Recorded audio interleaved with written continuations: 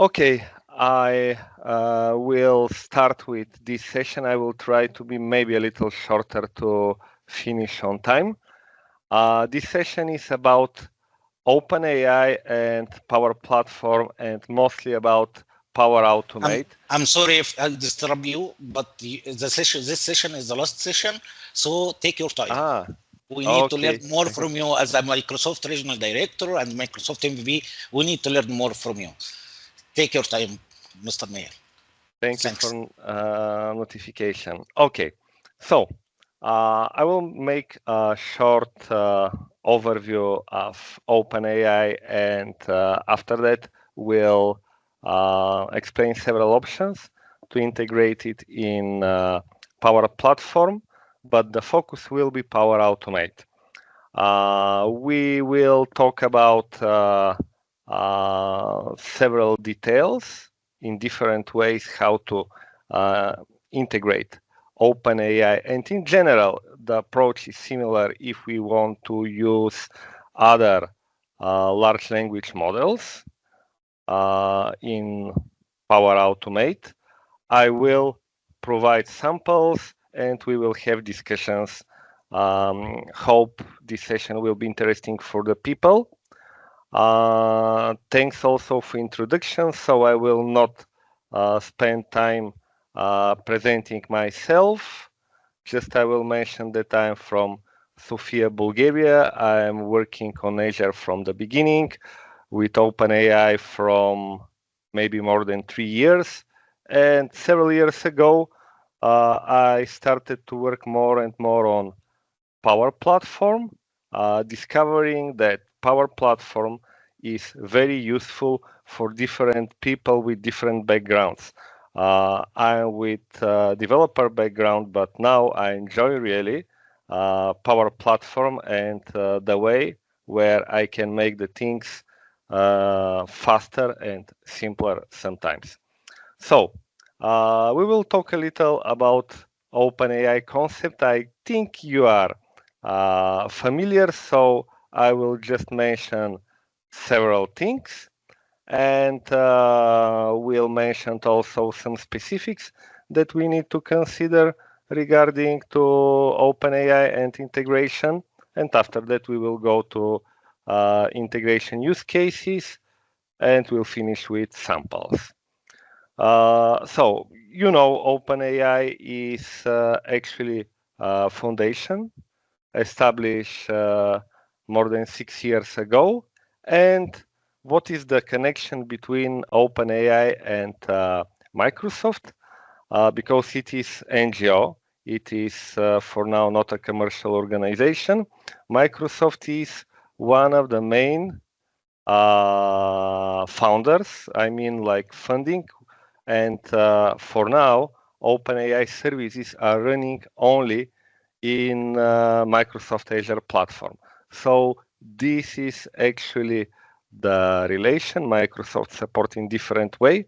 OpenAI, maybe the largest support from all other supporters is from Microsoft, but OpenAI runs only in Microsoft Azure. So doesn't matter what kind of services with OpenAI you are using and how it is presented from the customer side. At the end, calls are again API using models and neural networks in Microsoft Azure. There are a lot of different models. I will not make now analysis of taxonomy of OpenAI models, but we'll try to explain just concept, how it is divided. So models that we are using now are staying more and more multimodal. That means they're working with different type of content. But in the beginning, it was mostly text content, and there are two different ways to use these models.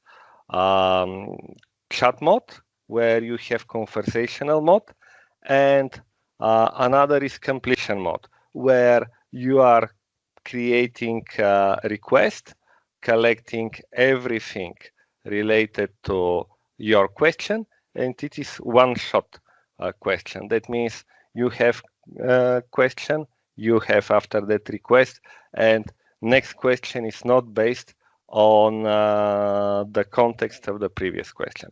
Nowadays, most of models stay chat completion. That means they are supporting both chat and completion mode, and they're mixing these functionalities because sometimes we need to use both, and it is for the good of users. Just maybe 1 or 2 minutes more about trends. Nowadays, large language models, generative AI, and in this context also OpenAI models are going in direction where they are trying to make these models easier for use from people, not to be difficult for use and very precise. Preciseness is good enough, but to be more easier like API and understanding of the content from language models. So that's the reason last years to see that, for example, GPT 4.01 and OpenAI 01 are not more precise regarding to mathematical tasks than, for example, GPT-4. GPT-4 is the most precise in this series of models, but the focus is easy to use and cheaper, more cost effective. This is the area where everyone wants to use artificial intelligence like a service, to use it easy and on low cost. That's the reason to share this comparison, just with understanding that the most important is to use it easy. I will not be focused on points related to cost optimization, despite that I have also session focus on this. Maybe in the future we can also discuss these cases, but I will share just several main things that are important when we have AI as a service integration, and we need to have good cost optimization. The first thing is to have good prompt. That means to be easy, understandable your request from artificial intelligence, also named prompt engineering. This is something that everyone can do. No need to be a developer, no need to be an IT engineer. There are good practices that are important for everyone. When we have good prompting, we are starting to use one solution more and more. Usually AI help us to make the solution with AI features pretty fast, to save time and to show the prototype very fast. After that, we are starting to think how to reuse already requests and how to make this solution more cost effective in the context of request against API, because request against API cost money. I will show later in the demos some hands-on details around this. And we need to have less requests and to be with possible cheaper requests. So we are collecting this information from our previous request in database. To be possible to search for previous request, we are using one very important thing that is named embeddings. Embeddings is also white area where we can have separate presentation, but embeddings allow us semantically to describe any kind of context. It could be text, it could be also image or something different. This is like a vector, multidimensional vector with many numbers, and this vector describes the meaning of specific content. When we start to do this, we can call API to generate embeddings or to have libraries that are not in the API of OpenAI. We can have this like custom implementation in our solution and to generate embeddings in different ways. But after that, we need to have comparison again with the same embeddings approach with the same algorithm. If we have request, first we are getting embeddings comparing the cosinus between different vectors, and if they are collinear, that means we already have the exact answer. If not, we are getting the closest one and putting it like content. When we start to use this, we are having more and more information in our database. If solutions stay larger and scale is growing, we can go already to fine tuning and some other approaches where to optimize the performance of our LLMs. Again, this is something that I'm sharing here mostly to be easier for understanding of the overall context, but we will not go into details related to optimization in this short presentation. We will work here with different integration approaches. One of these approaches is to use API.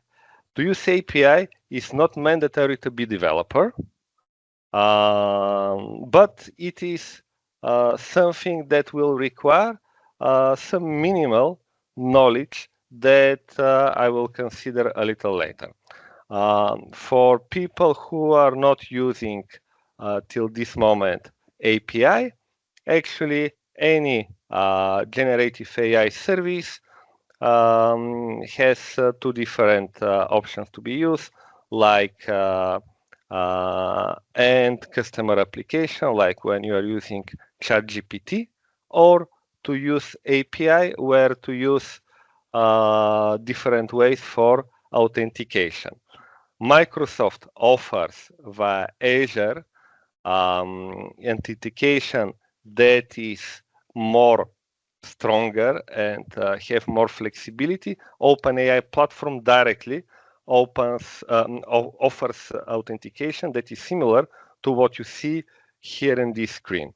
In Microsoft, we need to actually configure more things because we have choices in which region to deploy our proxy service, what kind of authentication to use, different groups, different access for users, and absolute control on any aspect when users need to access OpenAI service.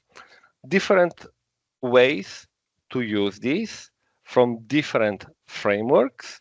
Of course, you can do it using coding. There are libraries for many languages, including C#, Python, Java, Go, and several other languages. But we will talk mostly how to use it in a little easier way.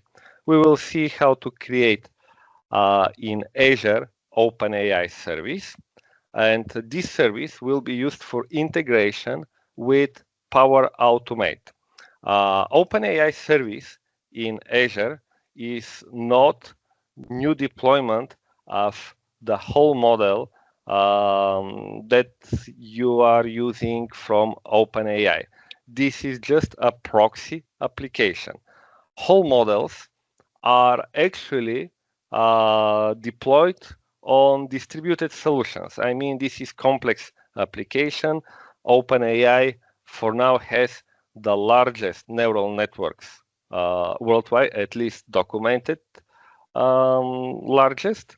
And it is not possible just to deploy on low cost new instances of all these applications in your Azure environment without significant cost. So there is just option to use proxy service or to use also serverless option. I will go back to this a little later. We are not deploying a real model in our Azure. We have option with Azure Playground to use almost the same things like ChatGPT in interactive mode. I will even demonstrate this.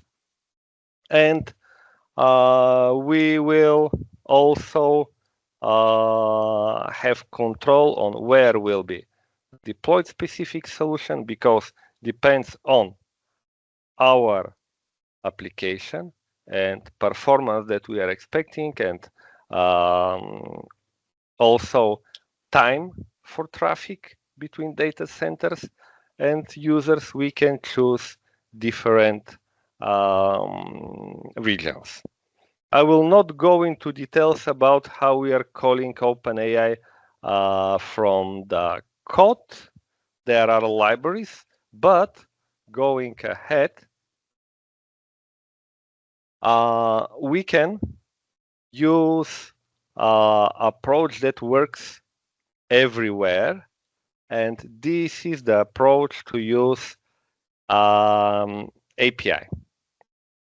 API is something that is not dangerous, not complex for people who are with not the technical experience. You need to learn several things. Using a API directly is relatively cheap. We will see alternative approach using also AI Builder. AI Builder is easy. AI Builder allow us to democratize everything, but AI Builder requires licensing. So depends on what we need, just fast to make AI integration without any need to learn specific integration settings, or we are going into direction to optimize the cost, we can accept one or another approach. Personally, my recommendation for people who have no deep developer experience, they can try with AI Builder first, and after that, when the flow works, it is possible to change it, calling directly API to have a lower cost. I will make demonstration later. When we are going to call the API, we need just to have specific configuration related to API. That means URL and some parameters that need to be fulfilled. Most important parameters are how to authenticate and how to send our question, and of course how to parse the response to get the exact content that is related to our question. We will see this, of course, in samples. You can test this with several tools for testing integration with API like Postman. I will show it later. And you can have different samples like those that you see on the slides. Everything will be also demonstrated. There are some components already for Power Platform, but these components are third party. They can simplify connection settings against API. What is the specific here? When API is changed, you need to look for new version or other components. That's the reason for me personally to prefer to use API integration with HTTP action in Power Automate instead to use such kind of actions offered from different vendors for Power Automate. One interesting thing is Actually, here is a mistake. This is generative actions. Here, OpenAI and AI Builder and generative actions. Generative actions allows to make our prompts like specific templates and to reuse it in Power Automate flows. It is easy, simple, pretty fast, good working. The only one case is that it requires capacity. That means OpenAI is provided via AI Builder, and AI Builder requires licensing. You have with Power Automate free resources for AI Builder that allows you to get limited capacity every month with normal end user licenses. This capacity is enough for processing, for OCRing and processing of maybe 15, 20 invoices comparable. But if you want something in production, you need to get license or to buy capacity via Azure. It is also possible. The good thing is that using generative actions, you can have pretty easy prototyping to see how everything works, and you can make it interactive mode, and after that to reuse it. Your prompts can be reused many times. You can make a template with different parameters and to get dynamic content for these parameters in your flows from previous actions. So this is how generative actions work. I'm focused a little more in explanation just to be aware that we are having understanding how to use this advantage, at least from the beginning. And how we will create these actions. You are going in AI Hub. I will demonstrate. You are going to prompts. You are choosing from templates to modify someone or choosing new. After that, you save your template and you can use it later with different type of flows generated in Power Automate. This is the way how we are using it. We will not cover Copilot Studio in this presentation and different options to create agents. I am just mentioning it. It is also a wide area.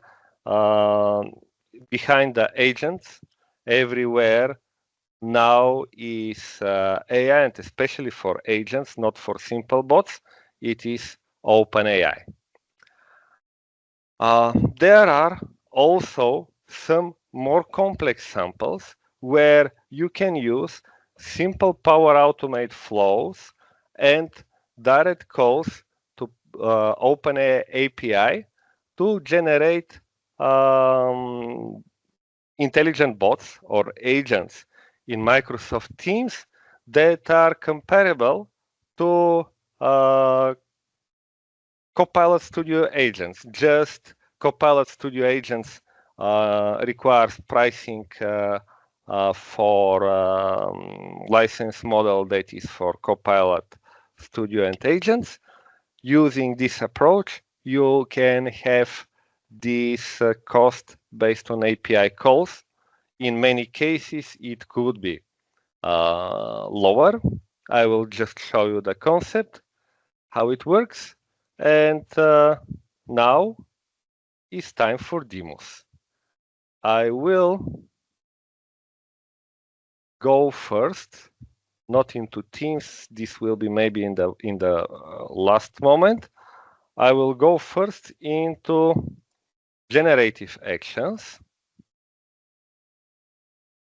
because this is actually the simplest way to start.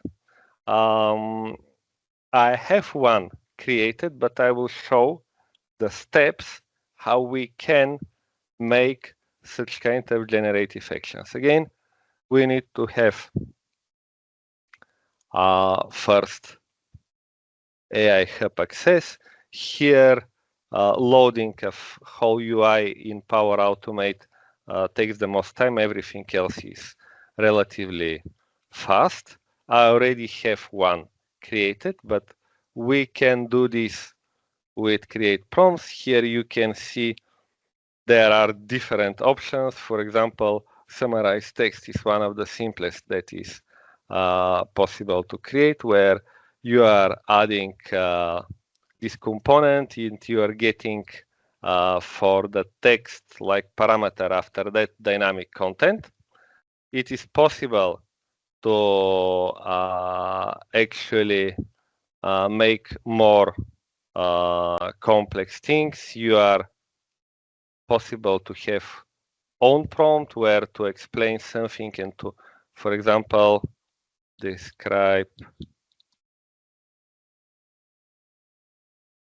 file content, and to add, for example, here you can have also image or document and to upload it for test, and after that to make this file like parameter and to use it from previous steps, again like action. You can make any kind of custom prompt with the whole flexibility that is possible. When you start to create the flow, the most important is that if you have no capacity, you will have information here in this mode that you need to buy capacity. You have options to use trial also for Power Automate free licensing. You are able to use 30 days trial plus to get 30 days more trial extent.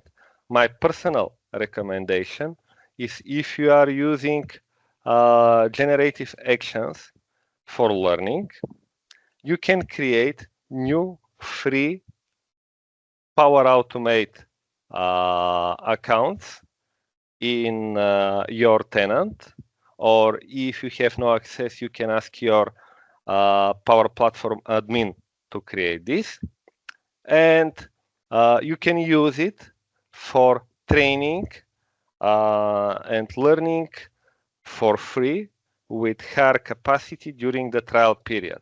One specific thing is that for specific trial, after first time when you buy capacity for this tenant, you cannot get any more trials.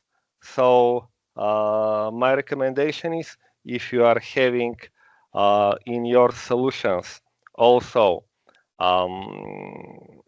AI builder that is used already, or you are planning to use it commercially for production, this tenant to be separate and to have maybe second tenant where you can create trial Power Automate premium accounts. That means free Power Automate with trial AI builder to learn and train and to understand how the things works. So most important here is to understand possible scenarios. For example, if we have situation where we are receiving specific mail, many emails are receiving in maybe most of your mailboxes. Personally, for me, I'm receiving several hundred, some days even more than 1,000 emails in my mailbox. Something important, something technically created, not important, maybe spam. And you can filter these emails, for example, in sample scenarios, where to have specific requirements. If you are getting email from specific senders or with specific topic, with specific importance, attachments, whatever, you can trigger flow where to make some things. For example, flow summarization. This is one of the simplest things, flow summarization. Flow summarization is using the content that is from the previous step, from the trigger with the body of the email. How we can use it, I will make just demonstration, but will make it till the end because we have already the flow. For example, if we are having already created template, we can say creating text with GPT using prompt. And you see here already created custom or templates. So this is the main approach, getting specific prompt. After that, you can put dynamic content, for example, like it was from the text, and you can have eventually some additional value it is if it is needed. But I will remove now this. So we will have this scenario. I will send from my mailbox one message to this email that is here. I will even demonstrate this. For example,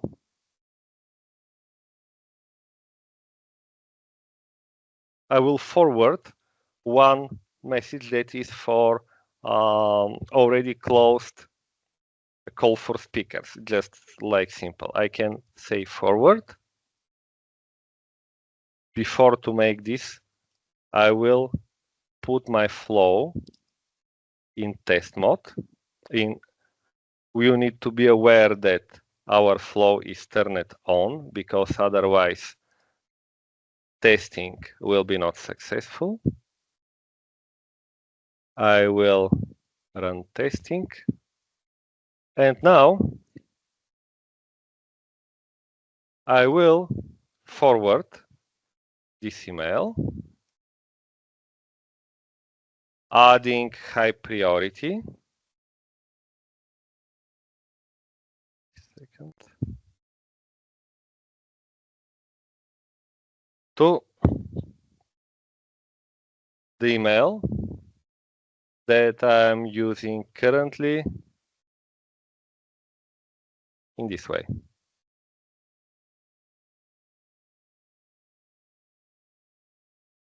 So usually depends on mail servers. It can take several seconds. One important moment in such kind of flows is that using AI builder and custom prompts, there is approval step. That means we will give me a second to show till this thing arrive. We will in our flow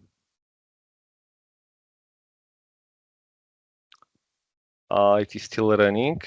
I will not put it to okay. We will wait for this step. This step is where I need to receive approval. This approval can be done in the following way. First, I receive in my mailbox already this email, and here is step to approve the text. It is sent from the account which is used for Power Automate. So I'm clicking approve. And in this case, you will see after a few seconds, everything will be finished. I think, confirm, sorry. I didn't say confirm. Here is the text that needs to be confirmed. And you will see the next steps will pass, and I will have in my mailbox also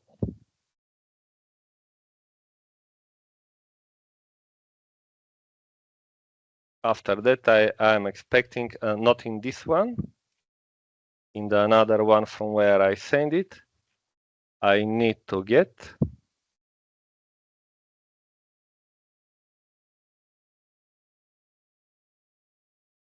the description, summarization. This is one scenario. I will use several minutes more to demonstrate some more complex scenario where we have API. First, I will go into OpenAI to show several things. Well, we are using ChatGPT in this way. If we go to platform OpenAI, we have also API keys that we can get. Payment for API keys is separate. For API calls, sorry, is separate. And if you are using directly OpenAI, if you are using Microsoft Azure, in this case, we will have options to create services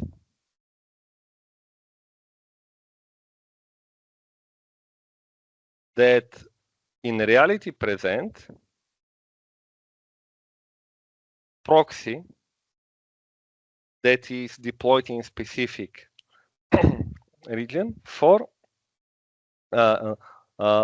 your OpenAI. I mean, this is the logical containers of proxies. This is still not proxy. Azure OpenAI just creating the logical container of this. You need to add a resource group, blah, blah. I already have created such kind of things. And I have created already several deployments. OpenAI works in two different ways in Azure. One is with deployments where you are deploying proxy application. You are working with this deployment to specify the limit of tokens and some other things. This is one of the options, and the second option is serverless, where you have no deployments. Serverless option provide you a little less flexibility about configuration.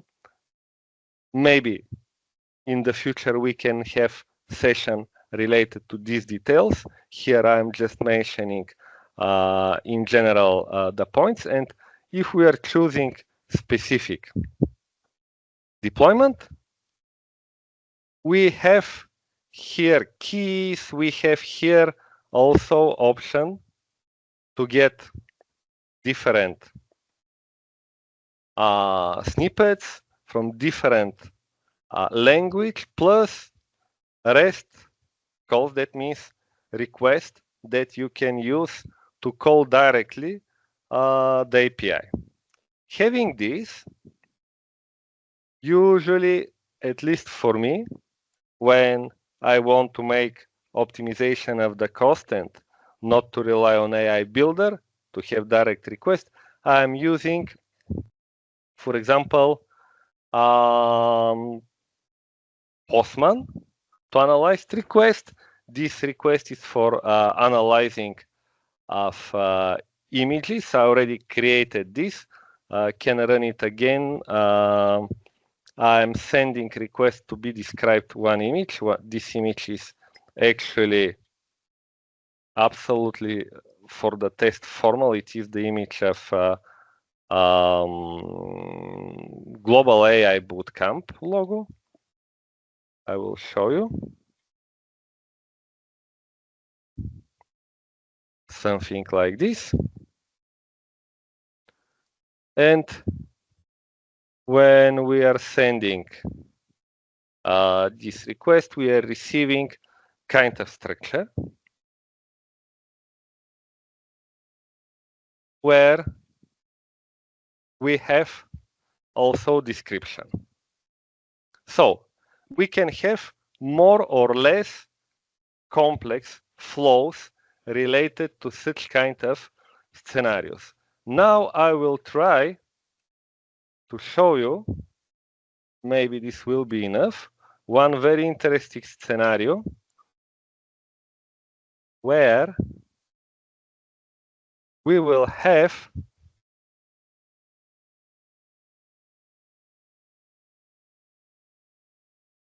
this one to save some time. We will have a lot of components representing predictive analytics. What we have here, we have request to OpenAI to describe specific image. I'm using this for when I prototype use case where we have observation of building structures regarding to corrosion and status of the constructions. Even I can show you a little later the original images. I have after that parsing of the response, because you saw from here that we have some JSON structure. This can be done relatively easy using the responses from Postman or some other samples to use ready components where you can extract and transform part of the response which you need to get the essential answer. I am doing this in 2 steps just to be simpler. After that, putting in a description in one variable and sending second request. This second request is again OpenAI. It could be against different service. It could be cheaper. Depends here. I'm asking about corrosion and some specific details, and I'm asking to have a very clear answer, yes or no, to be possible after that to use in this case splitting of the logic. And if we have really corrosion and some notification that there will be actions, to send email, for example. Here logic, of course, can be much more extended. This flow can be started directly, but we can make even something more beautiful. Power Automate allows you to make business logic layer with API only using Power Automate, using triggering for HTTP. So I'm exposing with additional component such kind of trigger that is expecting API call to trigger the whole flow. That means without coding, with Power Automate, you can make a business layer for different solutions where to expose API that can be controlled and integrated with Microsoft Entra, with security, different roles, and to use it from different components. Now, I will put this flow in test mode and will call this flow from Power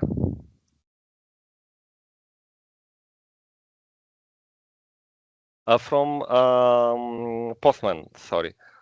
In Postman, you see here the URL. This is the URL of the flow that can be created. This is the image. That means that some robot or drone, for example, did observation, make an image, and after that send it back to our solution, uploading somewhere and sending URL.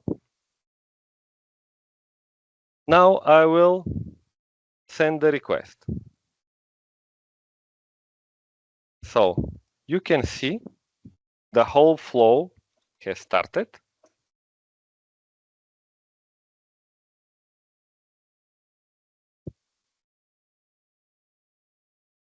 We have some time because first analyses are not so simple, and second, we are working with OpenAI, that is API, and at the end, it is sent an email to the account that I can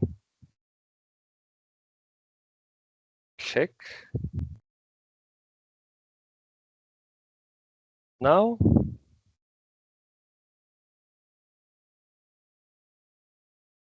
One sec. Because in presenting mode it is a little slow.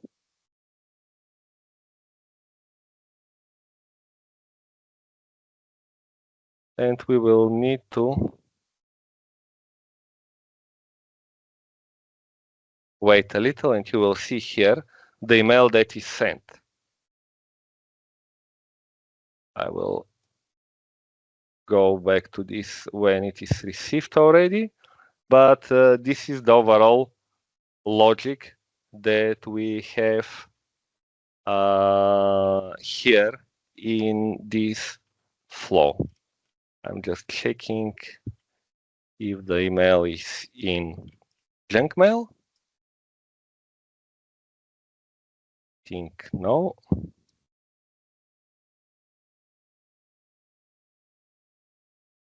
Yeah, maybe it will take a little more time to get the email, which is not so important in the context of use case, but you understand with few steps, with several actions in Power Automate integration with OpenAI, you can make a flow that is able to solve pretty complex cases related to predictive analytics. We can make such kind of flow first prototype with generative actions. Actually, I received the email. The email that I receive is with explanation that we have Rust and what is exactly on the structure. You can make it without any coding. You can replace these parts related to sending a request to OpenAI and parsing the responses first with generative actions. See that your case works. Make a proof of concept in this way, and after that you can make with API optimization of the cost. Such kind of flow can be used in production. It works stable. If you want to work in scale, even you can migrate this flow also to logic apps. They have everything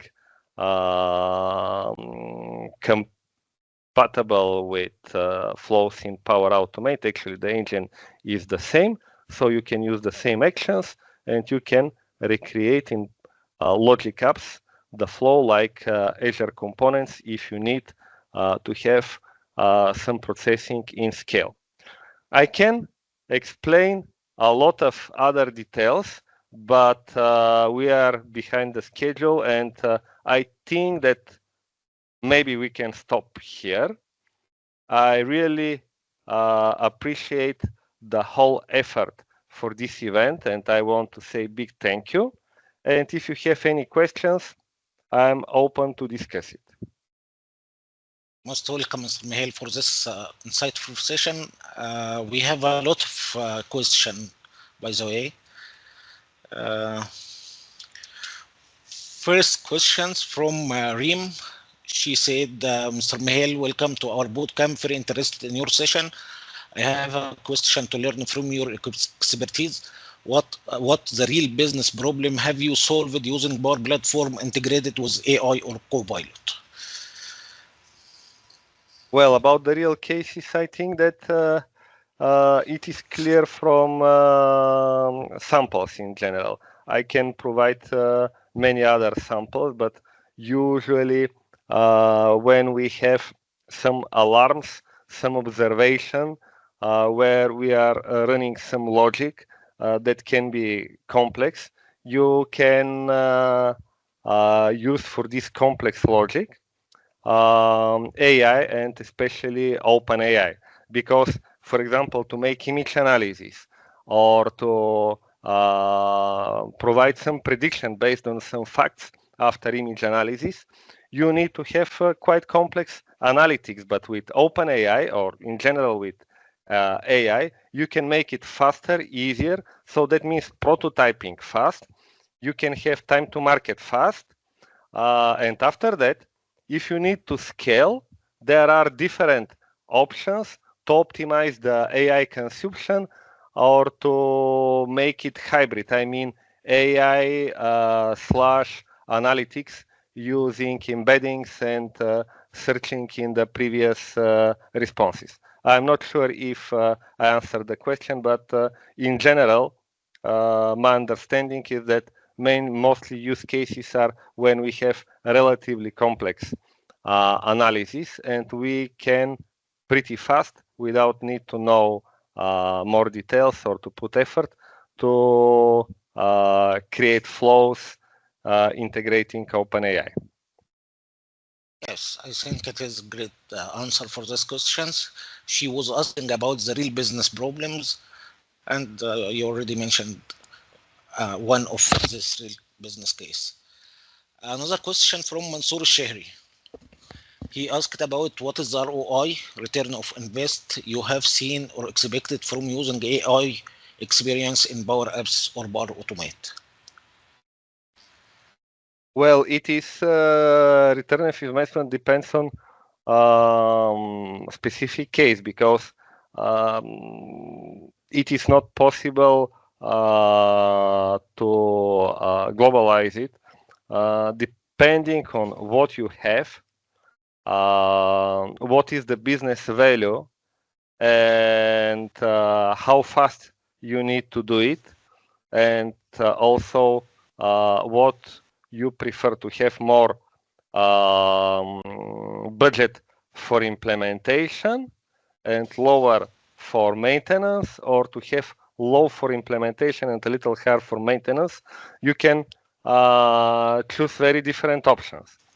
Usually, Power Automate in general is very cheap processing service. As a service, it is one of the cheapest, maybe the cheapest one available on the market. Regarding to AI, it depends on many settings. Usually, AI is effective when, especially AI as a service, when we have not big scale. When stay big scale and we have many requests, we are trying to make this hybrid solutions.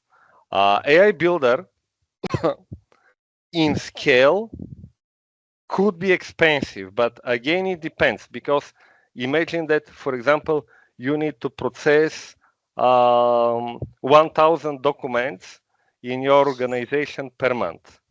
It is not big, not small. To create custom solution, it will be expensive. To create the things without using automation, it is not small amount of work. And AI Builder is somewhere in between. For example, with around $500 per month, you can process several thousand documents.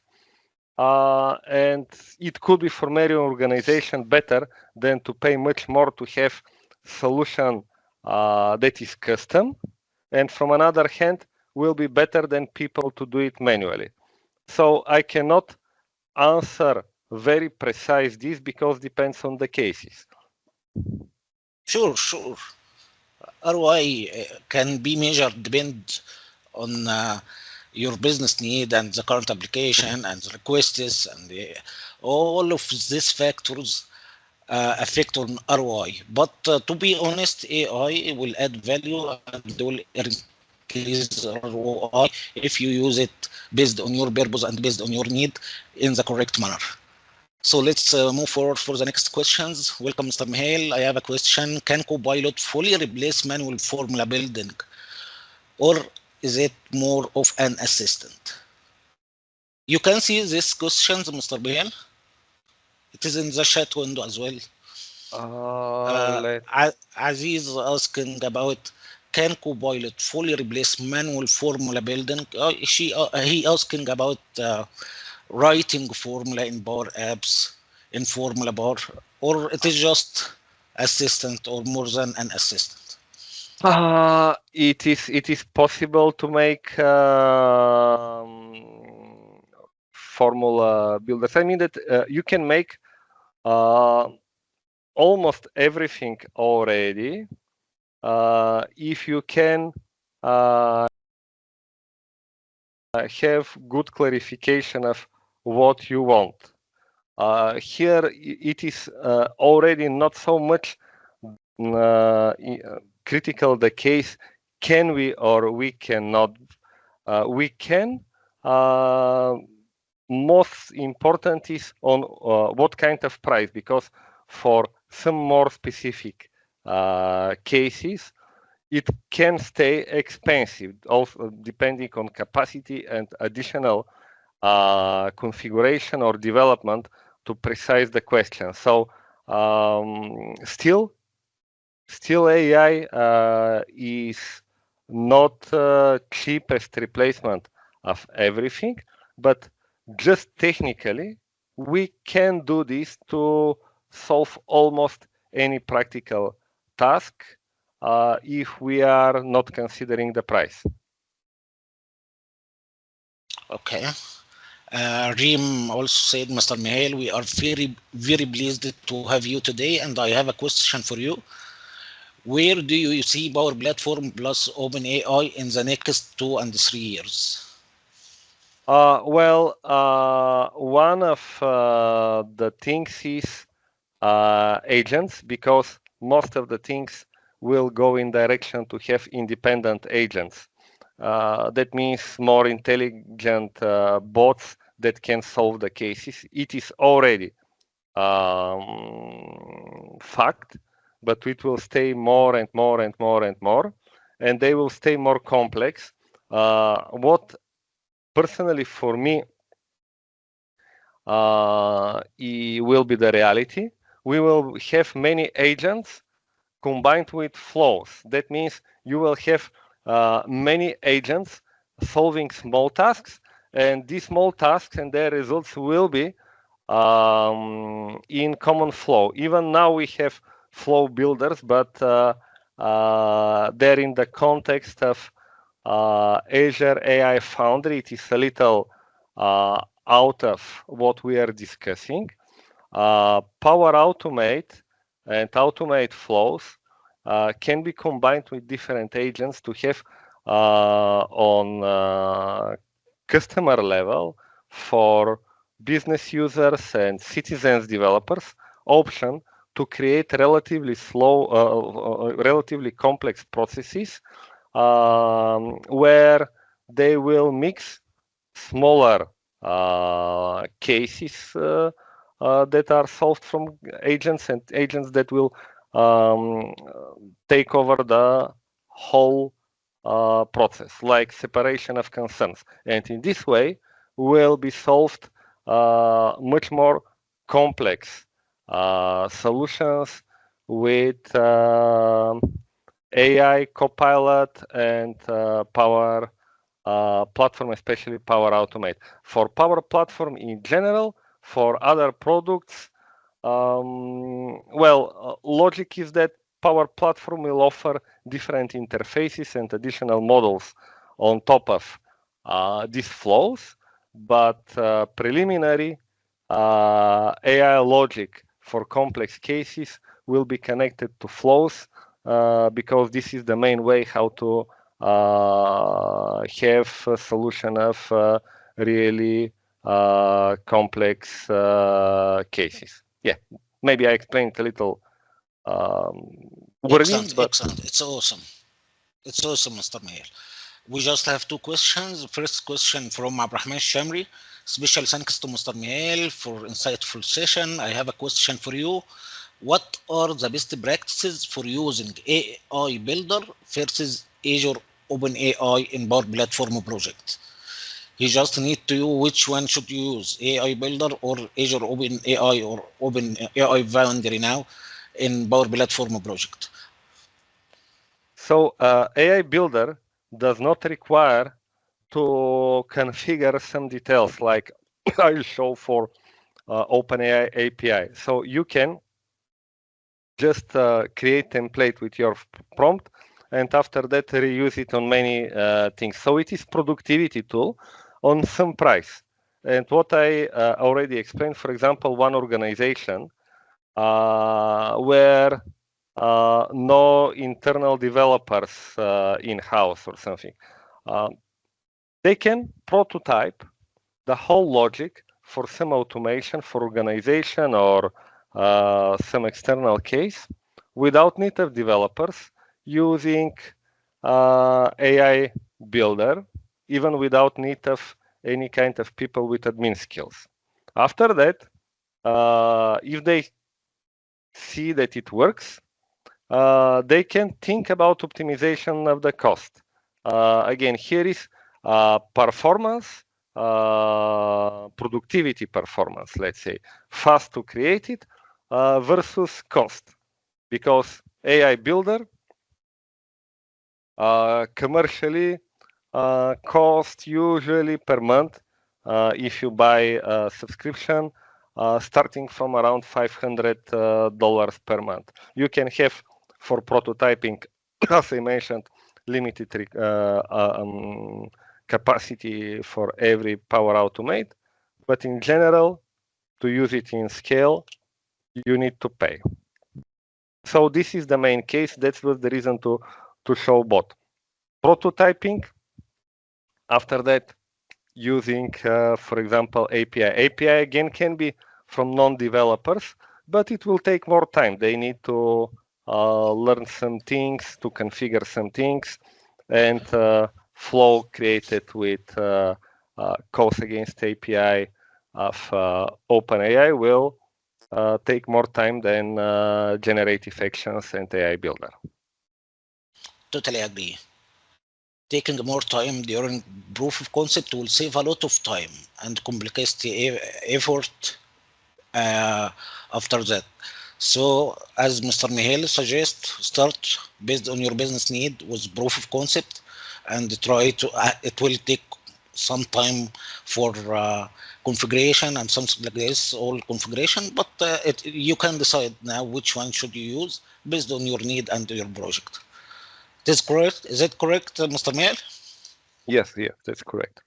Okay, last questions about, do you think informative session, Mr. Mihail, do you think AI will enable true no-code development, or will technical skills still be essential? Well, technical skills usually are more essential, at least on this level of AI, when you need to optimize a lot your solution. That means if the solution grow, you have million requests, and you need to have a solution that works good in scale with low maintenance cost. Then it is needed at least partially experience that comes from developers. So this is one of the things in the context of uh, application development. In the context of platforms, always for platforms there will be need of limited number of people who to understand low level how things works. But this is mostly for software vendors like Microsoft, Google, OpenAI. But for most of applied applications and platforms, this is the case. We can prototype things, we can do the things even in small scale and medium scale sometimes without developers. But when need to optimize it, then developers will need it.